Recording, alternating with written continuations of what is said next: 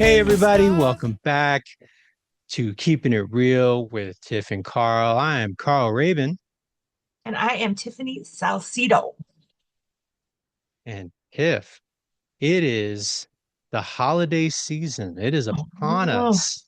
yes, it is. Thanksgiving is coming up, Christmas is coming up, the temperatures are going down, my bank account's going down, right? My blood pressure is going up. Going up.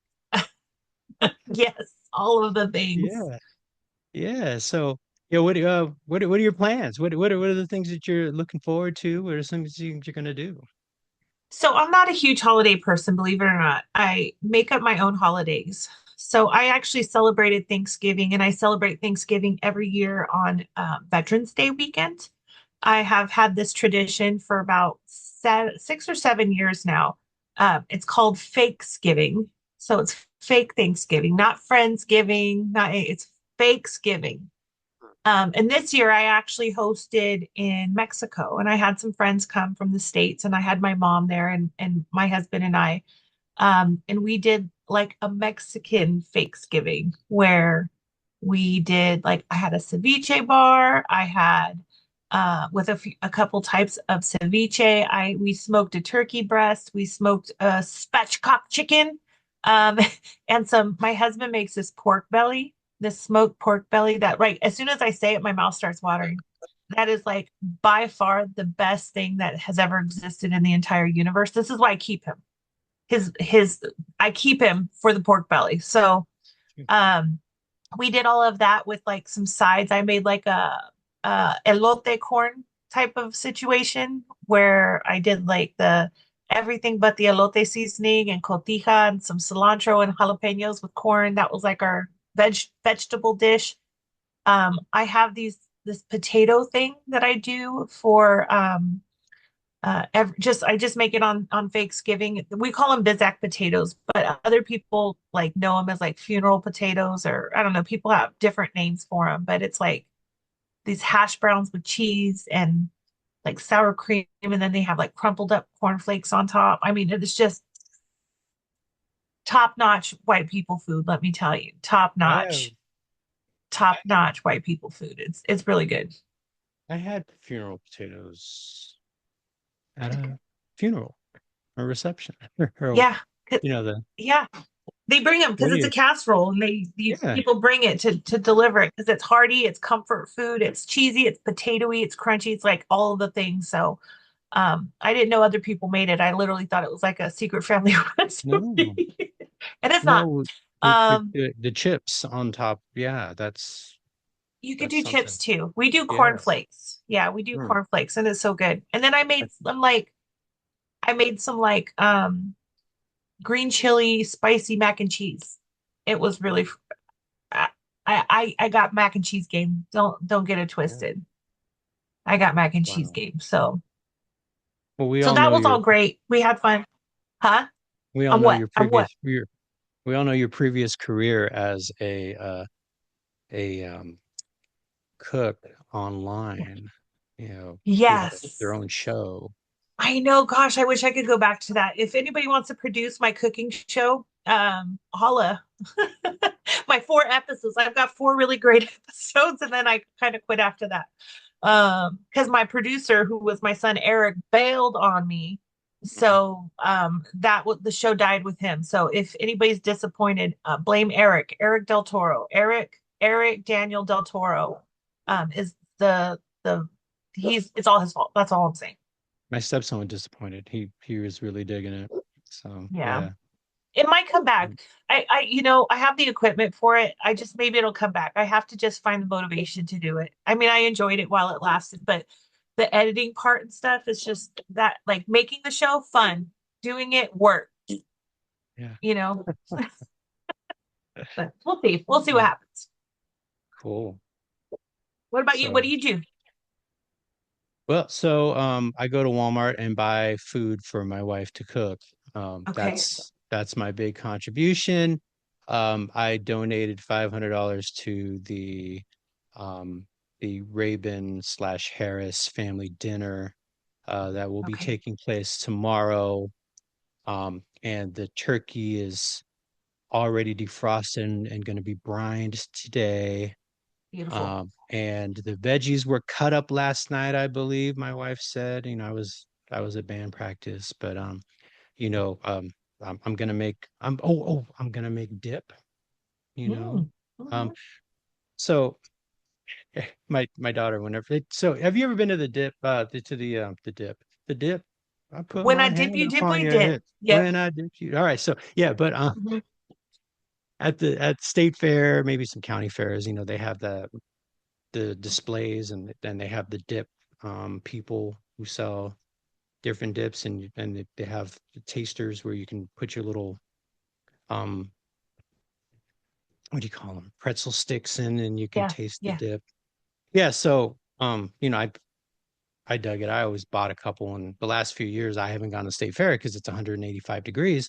Right. But my daughter goes with my mom because my mom's not missing a state fair, and so she always, you know, I always get a text from Leah, "Hey, what dips do you want?" And I'm like, "Surprise me," right? And so Hmm. I have a bacon and cheddar dip that Mm. I'm ready to make. I had a prime rib dip, which was really Ooh, interesting. It was good. It was good. that sounds So interesting. I'm gonna make the dip today. Good. But then, so we have a turkey, we have a ham, we have my wife's gonna make um homemade potato salad. We Mm. have so many greens. I think we took an entire farm of greens and somehow fit them into our limited space in our fridge and mini fridge. And then mac and cheese will be had. Yeah. So yeah, Yes. and then I'm gonna make my special beans. I make beans. Um, they're I mean, it's my special recipe, which I don't tell anybody because if I tell them, they're gonna call them ghetto, but they are so delicious. So I love that. yeah, and it's usually I usually do it in the summer, but I was feeling bad because I saw the list. I'm like, "Do you want me to make beans?" She goes, "If you want to, there's gonna be plenty of food." I'm like, "Okay, I'll make the beans." And so, but if it gets too hot and heavy in there tomorrow, that I might be better suited just to entertain outside, and just we can have beans some other time. I mean, everyone loves them, but Yeah. it's not necessarily always the Thanksgiving thing. And and stuffing, we're gonna have stuffing, right? So I may not make the beans. Beans may have to wait, which is fine. You know, beans are good at any time. Yeah. Yeah, That's so true. we're gonna have a lot of stuff, and hopefully we're gonna have enough people to eat the stuff and take the stuff home so that we don't have leftovers that die in the fridge, right? So Yeah. We so on actual Thanksgiving Day, we'll be traveling. So I travel on holidays. I'm one of those people because I don't really care about the day so much. I usually travel. So I'm like one of those people on Christmas Day that's on an airplane. That's who I am as a person. So tomorrow we're actually driving back down to Mexico. We're going to spend another 10 days there or something before the year gets busy, before my travel picks up and then I have to, be in the States all the time. But so today we're going to do like our little Thanksgiving feast today, but I'm making short ribs and I'm making these potatoes so me and my bestie we're talking about, we always send each other food stuff, and there was this like potato looking casserole. It was like whipped potatoes on the bottom and like au gratin potatoes on top with like Parmesan cheese and stuff. I'm gonna make that because it looks like what dreams are made of when it comes to like potato dishes. So I'm definitely gonna make that.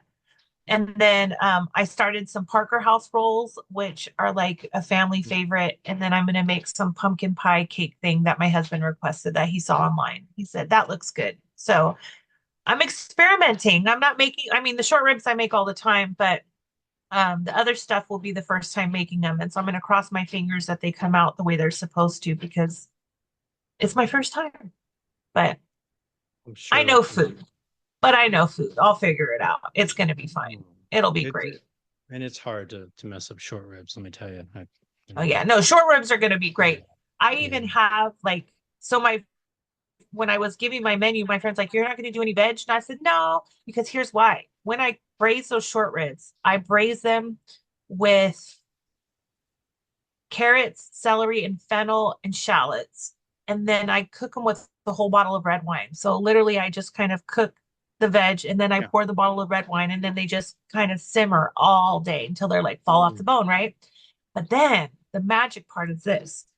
I take the meat out and I get my immersion blender and all the everything that's in that pan, I blend together and it makes the most decadent, luxurious gravy.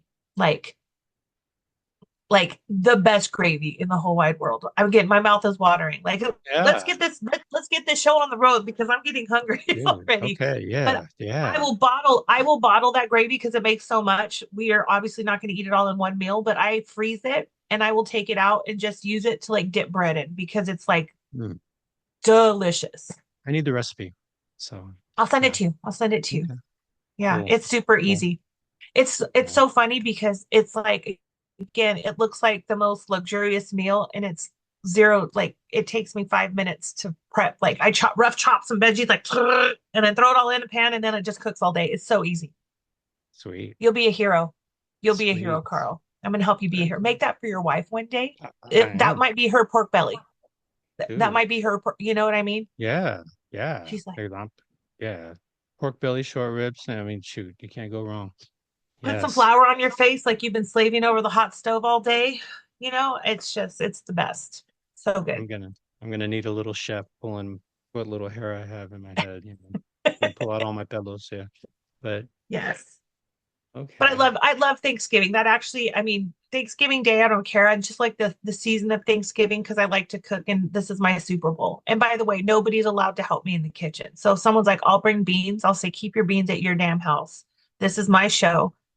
This is what I do. And I don't let nobody's even allowed to like come in and like peel stuff. I let my mom peel potatoes one time and I told her, listen, old lady, I'm going to let you peel the potatoes, but don't say that you helped me with dinner because this is my show. And she said, okay, no, don't worry. And then she peeled the potatoes. The next day we went to the spa. That's like our tradition. We do Thanksgiving and then we go to the spa the next day for, pampering or whatever. And she was telling all the people at the spa, oh, my daughter did her little Thanksgiving and I helped. And I was like, old lady, I told you. I told you not to be telling people you helped. That's my show. So she doesn't get to help anymore. I don't even let her wash dishes. I don't even let her wash dishes. She's not allowed in the kitchen at all. Get out of here. This is my business. Mine and mine only.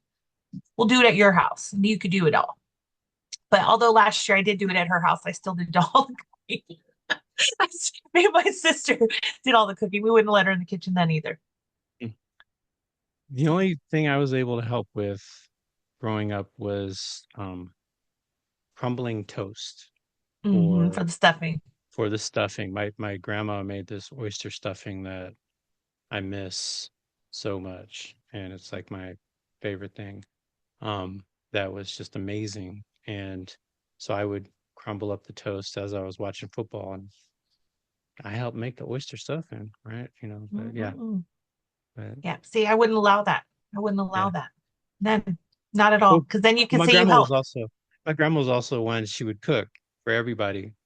All I mean, she had six brothers and sisters, and I think four or five of them would show up regularly for we would do Thanksgiving, Christmas, Fourth of July, Easter, right? We did Christmas and New Year's, right? After Christmas, Mhm. like, oh, we see you next week. And all the cousins are like, why do we have to, come back and see each other? Well, my grandma's brothers and sisters were all split up, when they were Right. little in the foster care system. And so they found each other and kind of vowed to always stay together and connected. And That's I beautiful. never appreciated that till I was older, right?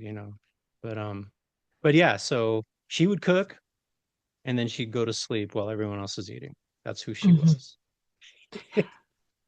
That did happen to me one year. Yeah. That did happen to me one year. And it was funny because we had moved our dining room into the living room and we had moved the couch into the dining room so that, we could like extend the table and like the house we were in, that we needed the whole living room space. So the couch was in the kitchen or in the dining room. And so as I was like putting all the stuff out, I sat on the couch just to like catch my breath for a second and I passed out. Fell asleep. But everybody Yeah, else ate, and it was fantastic. I still remember sleeping through Thanksgiving dinner, but it was good. Love very that. cool. Well, speaking of past, I have a question for you, Tiff. Ooh, okay. My question is, in what way do you feel your childhood was happier than other people's? Hmm. So I'm gonna go with I'm gonna go with my dad. All right. And I'm gonna say the reason I would say my dad was a flawed man, as many human beings are, right? But the thing that was like extra special about my dad is that he like didn't take life too seriously, and he was like super chill about everything. And so like a lot of like the pressure that I put like that I maybe I had on myself as a kid to, get good grades and be a good person or whatever was all self-imposed because my dad was like, live your best life. Like he was just super chill about everything, and he was just a really easy person to be around.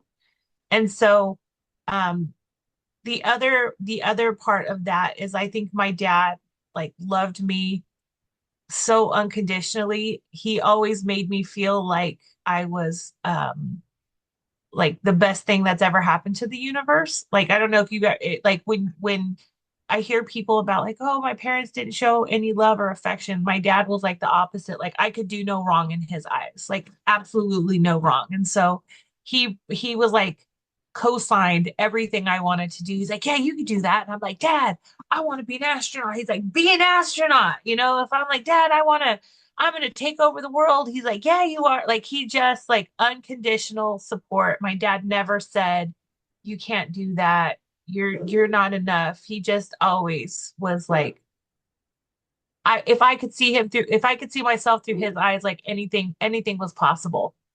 So I'm getting choked up all of a sudden because my dad passed away a few years ago. And so that idea like never went away. Um, you know, my relationship with my mom was a little bit more complicated, but I will say the one with my dad, that that was like my happy place. That was like my safe place. And I knew that anything like I could always be who I was and never have no any judgment. So I was really happy that I was again loved unconditionally. And I don't know if a lot of my generation felt that, but I definitely did. And I think that's what makes me so confident today.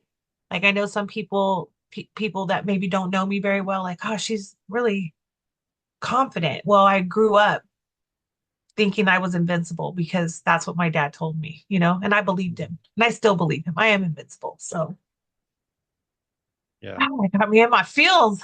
Got me in my feels. Miss my dad a lot. I'm not gonna cry. I'm not gonna cry on Keep It Real, but Can't, my eyes might be sweating a little bit. this is me trying to make a heart. I can't. Good. See, this is my small motor skills deficit, so yes. But So I always say thanks, Dad, wherever you're at. I appreciate that because I mean I think it makes a difference. You know what I mean? It makes a difference when you have like that someone in your corner that's in your corner no matter what. Even when I was not doing the best, my dad was still like, girl, we all make mistakes. Don't trip. yeah. So you're not perfect. So what? So what? So you're not perfect. Get perfect. I'm like, okay. So there was just never a moment where again I felt like I wasn't enough because he always made me enough. Mhm. So there you go. That's how. What about you, Carl? Strangely enough, my answer is pretty much the same. So, Mhm. and my parents split up when I was 3, and Mhm. my dad moved, to Southern California when I was 9. So, I didn't grow up seeing him regularly. I mean, we'd see each other. I mean, he'd come down and visit, he'd come up and visit, and I'd spend a couple weeks in the summer, a couple weeks around Christmas time with him. I mean, we were as close as distant folks could be, but Yeah. I was really fortunate to have the women in my life that I had, my mom and both my grandmothers. Um, they really helped me to feel special and loved and protected and supported, right? And they were really amazing to me in terms of yeah, I mean, where I am today is because of my feeling that I deserve to be where I am, Mhm. which I haven't always had. I mean, it's because I'm a flawed man and I've Mhm. done dumb shit in my life, just We all have. um yeah, and but I was allowed to make my mistake, to make my own choices, right? Right. And even though like I said, I didn't grow up with my dad, I did see him a lot and he did support me and I mean he put me through a great high school and paid for it and everything like that. And I got to travel the world when I was a kid with the San Francisco Boys Course because he paid for it. I mean, I didn't grow up with a whole hell of a lot except for that, right?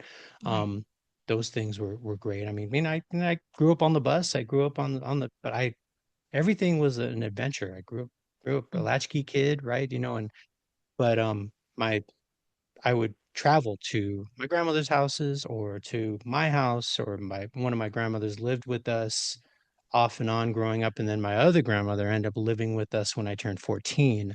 So I had both my grandmothers living with Wow.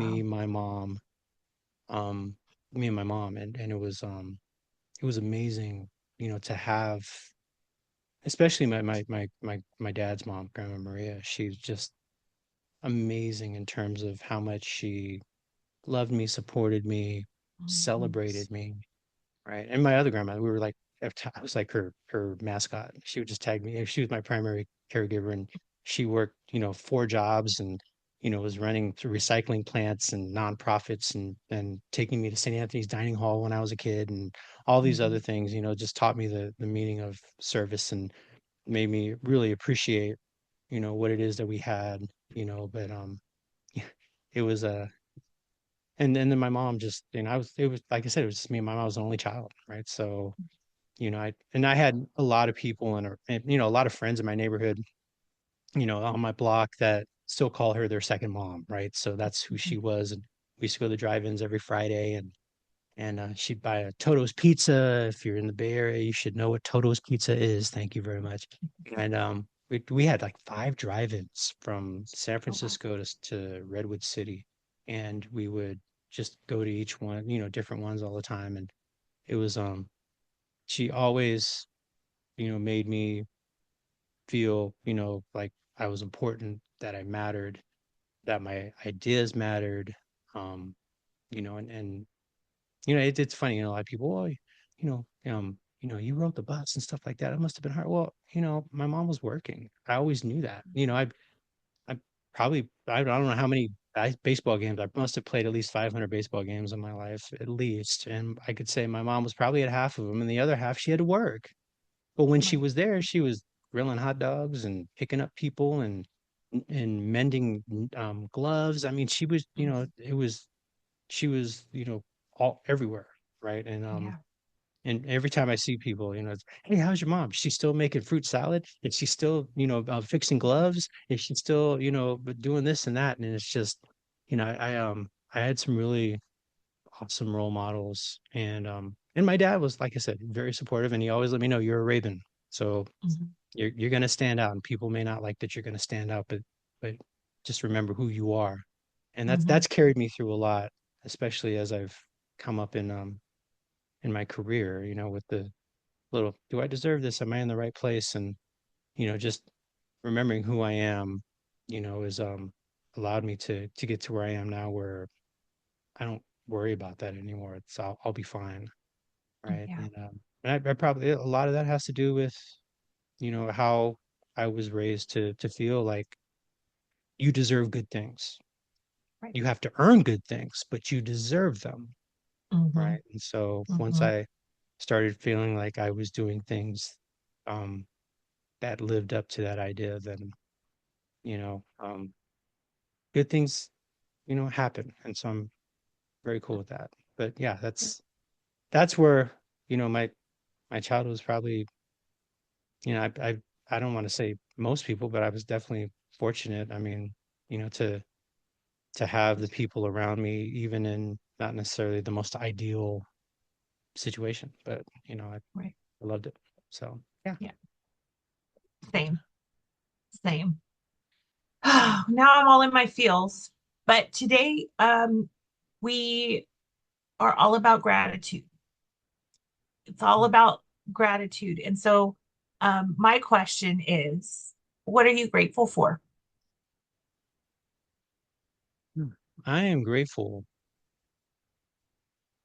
Don't so I'm grateful for my health. I'm grateful for, being where I am, and the people who, have entrusted me with some of the responsibilities that I have. Um, I'm grateful for my family. I'm grateful for my wife, who, you know, um, allows me to be who I want to be and really helps me to realize who I want to be, um, in ways that I don't think she always recognizes, right? So, I was just having that conversation the other day. I was just thinking about, I got so many things going on, and we did coaching. So I graduated, got my I'm grateful for my coaching certificate. I finished Congratulations. it. Proud Thank you. of you. Proud Yes, of yes, you. yes. I finished it we graduated on Friday, and I It's got to wear amazing. my puffy hat that I haven't got to wear since I graduated from my PhD 12 years ago. But we were having a conversation, and I was like, I want my wife to feel fulfilled in life the way that I'm feeling, right? I was just in that, and that came as a result of having the conversations. I want to feel fulfilled, and why don't I feel fulfilled? And sometimes I'm like, well, sometimes I feel like I am accomplishing the things that I want to do, and I'm doing the things that I want to do. I love my job, as we've talked about. Hmm. I love my job. I love my family. I love my house. I you know I would I like a better car? Yeah, but I like my car, right? I mean, right now, I mean, there's things that I need to improve, absolutely, things that I need to maintain for sure.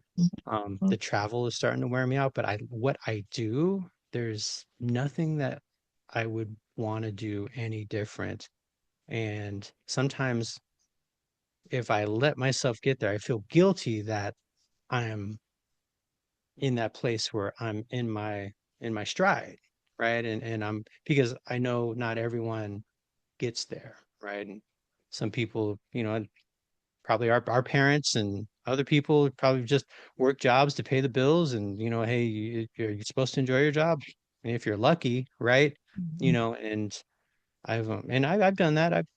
I mean, I've shared one room with my daughter where she slept on the top bunk and I was on the bottom while I'm typing Same. out the end of my dissertation. I mean, that was only 12 years ago, right? So, I mean, it's like it's not had been the easiest road, but it's it's something that I'm very grateful to be where I am now and in the position I'm in, and to have the people who have supported me to get here.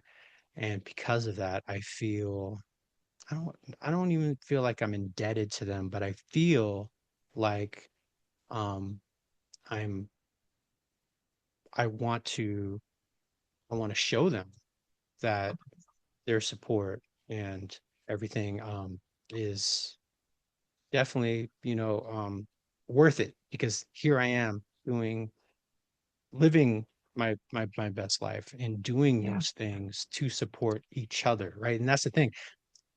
I mean, we work in social work, right? We work Right. in government service. So, you know, everything that I do, the last 25 years has been in the service of other people. Hmm. And which doesn't necessarily allow you to get rich, does it? Right. Right. So, Right.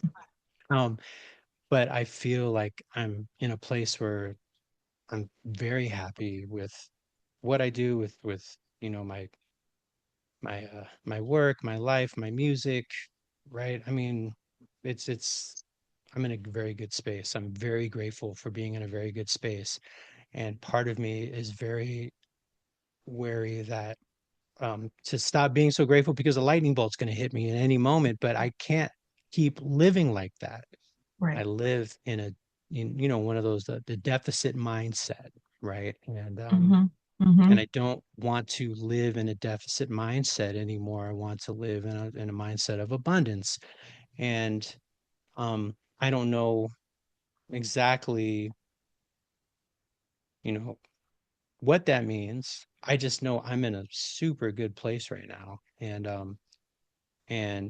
I'm thinking about how, I keep thinking about I want to grow, I want to get better. That was another thing in the coaching conversation. How do I market myself and how do I do all this stuff? And my coach was like, and I was telling him everything that I do, and the coach was like, well, why do you feel you need to market yourself more? And I said, I don't know, isn't that what we're supposed to do? Right? And I mean, I've been so busy these last, 6 months with the coaching program and everything else like that. Yeah. And it's good for me to be able to just on Monday was the first day, I can't remember how long, where I didn't do anything except I produced, the second part of the podcast that came out. That was it. That was it. Right. Mm-hmm. And I slept in, right. And so I want to be, I keep telling myself, you deserve this. You bust yourself for everyone else. And it's coming back and fulfilling your life. And so, you know, I feel grateful for that. And I want to continue to feel grateful for that. And I don't want to, ever stop feeling grateful for that. Mm-hmm. Even Yeah. though my mind says, well, gotta be humble. And I think about, the idea of like being humble, right? I'm definitely humble, right? I'm a kid from Milton Street in San Bruno, right? And I know who I am and I know where I came from. But I also know where I am and what I'm able to do for other people. And so I think that is being humble is recognizing who you are and where you're from, but then also recognizing where why you are doing what you're doing. And I definitely, I mean, this isn't for self gratification. It's not for self, not to make too much money or anything else like that. I feel like, what my goals were to help others is coming back in rewards to me and I love it. And I don't want to ever do anything to ruin that. Right. Right. So that's what I'm grateful for. Yeah. Love it. I love it. How about I'm you? gonna make I'm gonna make a short story long. Oh, I just did. Yeah. I'm gonna make sure that's my favorite thing right now. Don't make a short story long, but so yesterday, I had the opportunity to be a master of ceremonies at a mini conference for women and girls, and Mhm. this was in Bakersfield, and it was essentially for pregnant and parenting teens. And the whole purpose of the conference was to really inspire these young ladies to continue with their education and to take advantage of all of the community resources that are available, and to really just embrace that life is going to keep happening and that they're worthy and that they have these children that they can be, a role model for, and to embrace that life is going to be fine, right? That was the idea. So I didn't have tons of speaking part, like I was the MC, so I was really introducing the conference and introducing the additional speakers, and kind of navigating people through lunch and breaks and stuff like that. But in the morning I had about a 15-minute window where I was to speak, and I didn't know what I was going to say. Like, honestly, truly, I didn't prepare anything. I just figured I'm going to just go and just speak from my heart and see what comes out. And that's kind of my vibe. Just for everybody who thinks I'm like really thoughtful about stuff, I just wing it 90% of the time. But it works. It works for me. If I over prepare, I don't do well. So I just come with like, here's my main idea, and then I figure it out. So nonetheless, I just started to tell these young ladies my story and, where I came from and like the experiences I had at their age and having three kids before I was 22 and being really determined to not be a statistic and that I wasn't going to be one of those teen parents who, fell through the cracks, that I was going to be successful no matter what. And like really finding myself in like, again, relationships that didn't work for me, um, jobs that I didn't love, just to prove that I could make it. And, going to school for things I didn't care about. Like it's just a lot of like, I'm gonna make it no matter what. So I'm putting myself in this path that I was like, I'm gonna be on this path and not really loving the results. And then waking up one day, um, and it literally happened like this, waking up at like 25, like I hate my life. Like I hate my life. And I had it all. I owned a home. I had like, the American dream, two cars, three kids, a dog, the husband, everything. And I was just like, I hate everything. Like I'm not happy with anything. I love my kids. Don't get me wrong. I love my kids, but like my life was not what I wanted. It wasn't where I wanted to be, and having to have the courage to walk away from it all. I left my house. I left the marriage. I left, I didn't leave my kids, but like navigating co-parenting with someone you don't get along with, and still pursuing an education and pursuing my career and trying to be successful in something, like all of this. And then that led me to where I'm at today, a place that I never would have imagined in a million years. Like who I am today and how I live today and what I do today is nothing that I could have ever imagined. Like it was never a goal, it was never a dream. It just, when I started to live like through things that made me happy and that brought me joy, and surrounding myself with people who cared about me as much as I cared about them, everything really fell into place. And so as I was coming home last night, because the I was in Bakersfield. It's Bakersfield for where I live now. It's about a 2.5 hour drive on a normal day. So I was like 5 hours into our 2.5 hour drive home because of traffic, and it's the holidays and it was raining and people don't know how to drive when it rains. Like it took me 5.5 hours to do a 2.5 hour drive last night. But my husband was driving. And gratitude is something I practice like regularly. And so we were like still about 45 minutes from the house, and I was like just processing information in my brain. And I just told him, like, you know what? I'm like super grateful we've made it where we're at. Like my husband also didn't have like a luxurious upbringing. He lost his dad at a young age. He had to like raise himself, just a lot of stuff was going on in his life too. And I just said, did you ever imagine that we would be where we're at today at our age? Because we're young, we're fairly young. I mean, I'm 45, he's 43. He's been retired for like 3 years already. I mean, unofficially, but officially like retired. And we do find we have a great, healthy, loving and caring and like really spectacular relationship with each other. Like I don't walk on eggshells. I can say what's on my mind. Like we communicate well. I feel supported. He feels support. Like we have just, again, I had never had a healthy relationship in my entire life.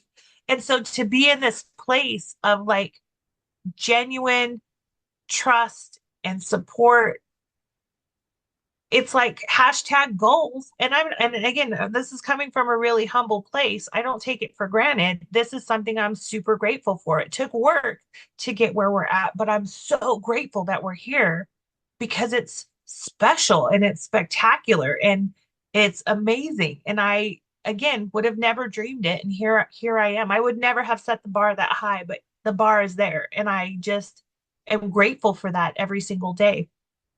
And so we talked about it, and I was said, I really, I really feel like these are like the gifts to make up for all of the trauma. Like, like all everything that we've gone through that brought us to this point. These are like the gifts to make up for everything that we had to suffer through that we didn't choose. And now that we get to choose, we're getting the blessings of again the hard work. And I took it another step because I'm kind of trying to be introspective. I feel really even more special about it because I didn't have to step on anybody to get to where I'm at. And I think that's one of the other reasons that I'm living in abundance right now. Mind you, I'm not wealthy, but I have lots of abundance. I have abundance of love. I have great relationships with my kids. I have a great relationship with my only living parent, which is my mom. I'm getting to get to know her again, in my adult life. I have relationships with my siblings. Like I am in abundance. And I just say all of this, I think, is reward for just being a good person and not taking advantage of people, of being generous with my time and my energy and being helpful and being in service, um, and really having that belief that success is for everybody and there's enough of it to go around that I don't have to compete with anybody but myself. And with all of those, being grateful with that mindset, being grateful that I can think that way and feel that way and act that way, that's another space where I'm really generous. That that's my mentality because we work with people, we work with people in life, not just me and Carl, but I'm just saying in general, there's lots of people out there who the only way they can get ahead is by holding somebody else down. And I'm just really grateful that my mentality is there's enough success for everybody. And if I can open a door for you, or I can get you connected with somebody, or I can give you a resource that could be helpful, I am not going to hoard anything that's going to be of service to somebody else. And that is the abundance that continuously comes back to me. And that's what I'm really grateful for. So I'm grateful for the peace in my life. That's like overarching the health, the family, the love, all of that. I'm just really grateful for everything that's brought me to this day, even the sad stuff, that the ugly, nasty stuff that has happened. It's all brought me to this space, and I'm grateful for all of it. And I again, part of my speech yesterday that I made up on the spot was this idea of the roller coaster. Life is good and life gets bad, and life is good and life gets bad. And so when you're on the top of that roller coaster, like being really grateful for what is, because you have it, it's here, but also understanding nothing lasts forever. So in those dips in life where things happen, like you lose your job, you lose your home, you lose your spouse, you lose your parents, you lose in those spaces of loss, that to know that it's part of life and it's temporary. So those rough times will turn into good times again. It's just the equilibrium of life. There has to be good and there has to be bad, and you just got to ride the waves. So I really try, and gratitude, I know, is the topic of the day. I will say, like, one of the biggest life changers for me has been practicing daily gratitude. And it started small. Can I just say the habit started really small? It started, I don't know if you've read the book or you've heard of the book, The Happiness Advantage by Sean Aker. Hmm. One of my faves, by the way. Anybody who's a booker, The Happiness Advantage. He also has a TED Talk with the same name. But one of the tips that he gave in the book was to practice, to be grateful for three things every day, and to just pay attention during your day to what you can be grateful for. And I can tell you, anytime that my emotions start to rise, or I start to feel icky, for lack of a better word, I lean right into gratitude and say, okay, in this moment, there's things that are going wrong, but what can I be grateful for? And it just flips a switch every time. And so I am a huge advocate for gratitude. I even thank my husband every time he drives me. I always say, thank you for getting us home safe. Thank you for getting us here safe. And he's always like, I just drove. Thank you for getting me there safe, because you know what? It's not a given that I'm going to get to where I'm going safely. And so I'm going to be grateful for that every time. I arrived after my 6 hour drive from Bakersfield, but you know what? I made it and I'm alive. And we passed a lot of accidents where maybe people weren't so lucky. So I'm grateful, grateful, gratitude. What do you think about gratitude, Carl? Just when you mentioned, just thanking people and showing appreciation, right? We've already, I know we've already talked about it, but the Lozada line and the positive to negative ratio, right? In terms of for every time you have a corrective or a negative conversation, you're supposed to have so many positive interactions with Mm-hmm. that person, right? And I think it's just one of those things where, your husband may be like, well, I'm just driving. But if you didn't say thank you and you didn't say it regularly, he would probably feel that. Mm-hmm. You know what I'm saying? Right. Right. So, um, how I ask people in classes all the time, is it okay to thank people for doing their job, for doing Yep. what they're supposed to do? Is it okay to say, I appreciate you show up every day on time? I Yep. appreciate that when I give you a task, you get it done exactly as it's supposed to get done, right? And I've worked places where that was not the case, right? I worked places where I received raises. I remember and I might get in trouble with somebody might bring this up, but I was working my very first management job, I was working at Edwards Air Force Base. And and I worked, with a great group of folks. And we won Youth Center of the Year 2 years in a row and all this other stuff for the entire Air Force. And we did a lot of wonderful things. And what I happened to be there during a pilot program for the base where they weren't just giving the step increases every year, they were giving you merit-based increases, right? And so I started um, at one position, so the GS system, I was a GS 5 step one, entry level supervisor. By the time I left, almost 5 years later, I was a GS 7 step three based off the raises. And I think my flight chief might have mentioned to me, I got the highest raises of anybody else on the base, right? Mm-hmm. Um, which was great.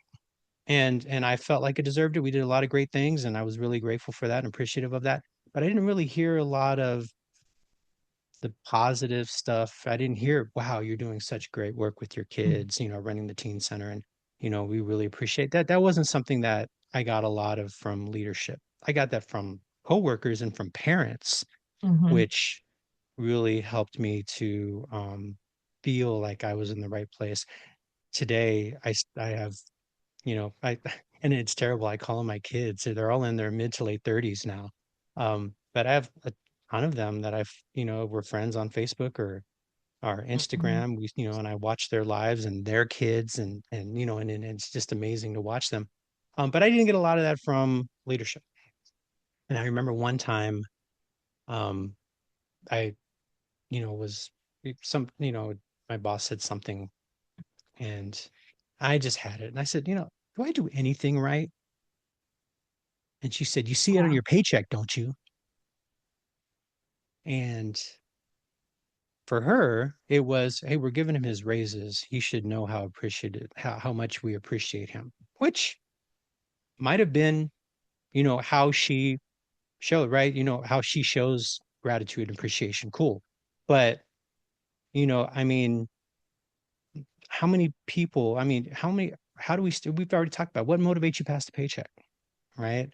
Because the paycheck will motivate you until it no longer motivates you, right? It motivates you past probation, right? Motivates you for bonuses if you work in that type of field. But how often do you hear people say, we don't get paid enough for this, right? And so, if and what I've realized is what I'm motivated by is appreciation, right? Activity, doing things, seeing things build.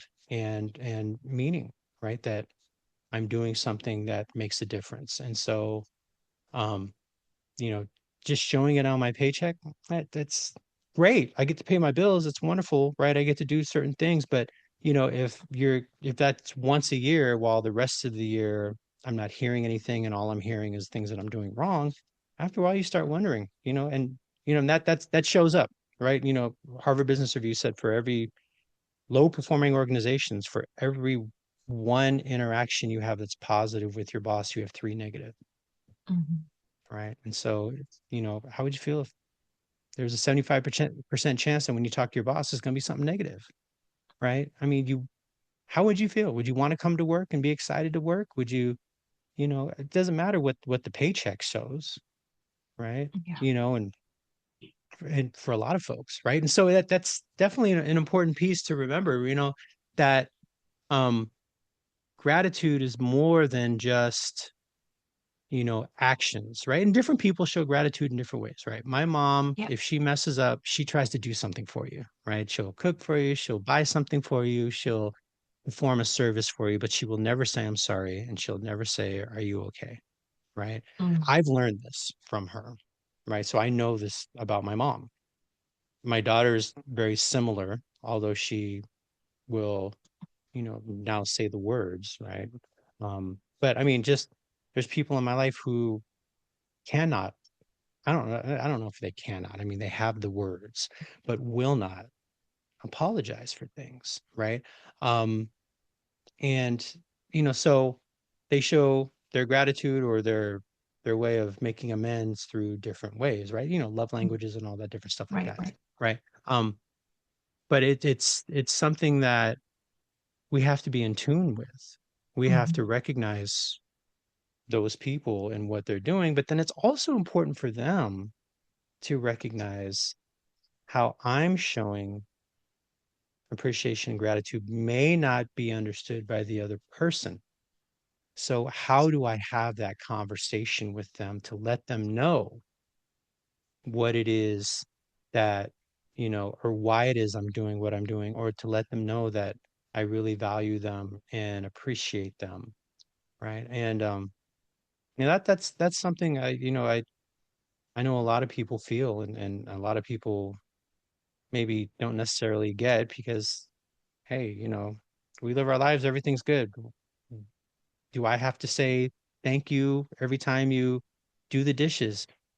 No, but I mean, oh, you did the dishes, great. I don't have to. That's awesome. And I ask folks, when your client shows up on time, can you say thank you for being on time? I really appreciate it. Is that okay? Well, they're supposed to be on time. If they were doing everything they were supposed to, they probably wouldn't be one of your clients, right? So Mhm.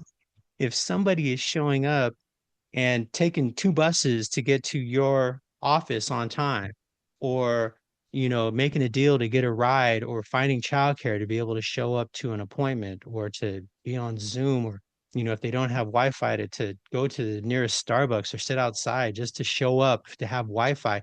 you know if we don't know what's going on, we might just take it for granted. Well, that's what they're supposed to do. Mhm.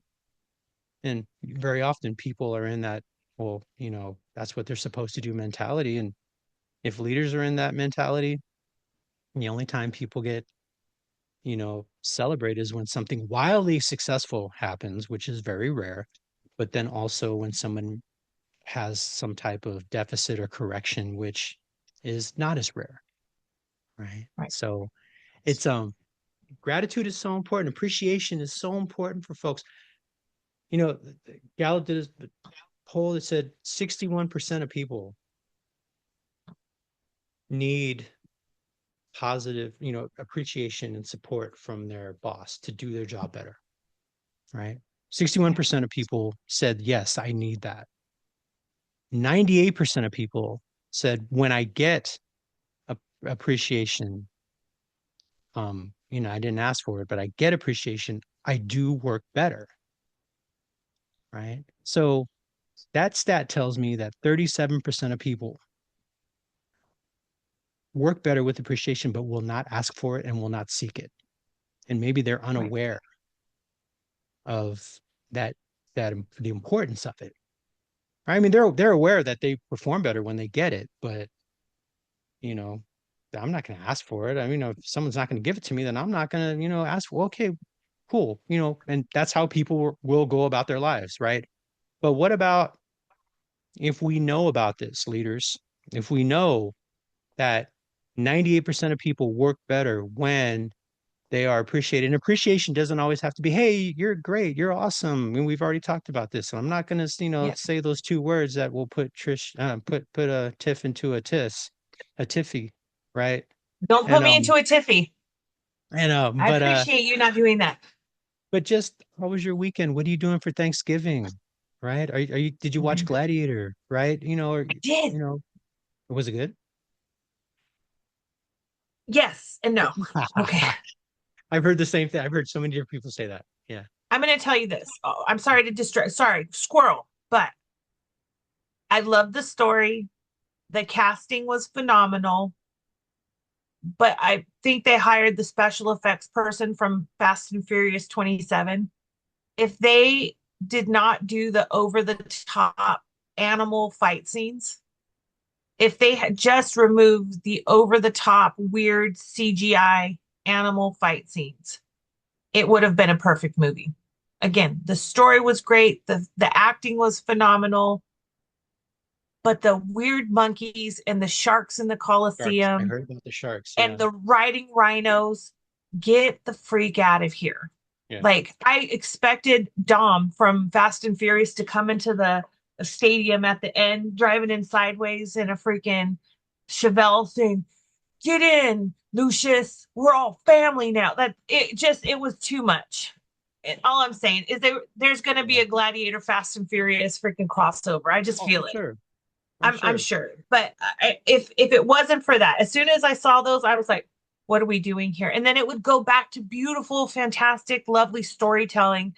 And then there'd be another weird shark fight scene. And I'm like, Yeah. what are you doing here? What are they smoking and where can I get some? That's all I wanted to know. That's it, just was over the top. Anyways, I'm grateful I watched it. I love the first one. The second one again, if I could just close my eyes and those weird it, it was everything else was top tier. It was great, but that I they ruined it with three scenes. I heard Denzel kind of lapped the field in terms of how good he was as opposed to other folks. So I yeah. didn't know. I didn't know that. I okay. First of all, I'm any sign me up. I'm grateful for Denzel Washington. Okay, I refuse to believe he was at a Diddy party. You can't convince me that he got diddled by the diddler. I'm not going there. But he did. His acting was phenomenal, and I was rooting for him in the beginning, and then I'm like, Denzel, Yeah.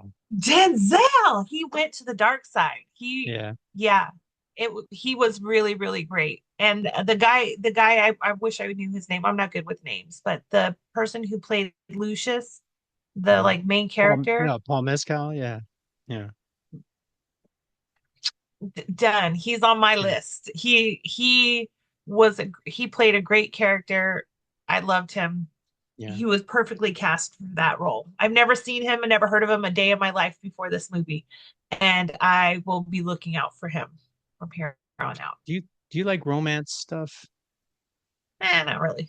Okay. All right. I was gonna say he was in this show called Normal People. It's an Irish show, and it's it's it's it's romantic, and it's it's a anyways. So yeah, just Okay, well, I'll stop with squirrel. that. Yeah, squirrel. Yeah. Maybe I'll watch it. We'll see. I'll see. So I But I love. so since we're on movies, I mean I went and saw Wicked with my Oh, wife. Yeah, and and so it was good. It was I'm cool. not It into was musicals. yeah. No, No. I like musicals. I'm not into modern musicals. The only modern musical I really got into was Hamilton. Just and Yeah, but I love the classic musicals, right? That's I grew up with. But yeah, it was cool. I mean, it was it was good. And my wife's happy and she's looking forward to the next part two. So cool. All beautiful. right, I'm mission gonna watch it when it's accomplished. streamed. Yep, I I am will grateful watch it for when that. it's streamed. Yep, Yeah. I will watch it when it's streamed. That's what I'll say. This concludes part one of our episode. Stay tuned for part 2, coming Tuesday to all major podcast platforms.